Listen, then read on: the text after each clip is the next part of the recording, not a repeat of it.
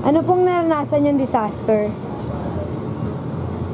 Ito yung nangyari sa amin nung nakaraan. Sumabog yung tangke. Siling. Naapektuhan po ba ng katayuan nyo sa buhay yung nangyari po sa inyo? Sa akin, oo, medyo na-trauma ako pag nakikita ko yung tangke. Kinakabahan ako. Lalo na nung isang araw, nung nagtigla yung papa niya. Pagsisindihan lang, kinakabahan ako. Maalis ako. Ako hindi ko na ginagamit. Ano po ang ginawa ng paraan?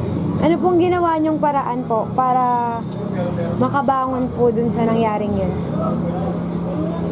Hindi ko na lang siya iniisip. Ano kasi, papasalamat nga ako. Nakaligtas kami. Yun lang po. Salamat po.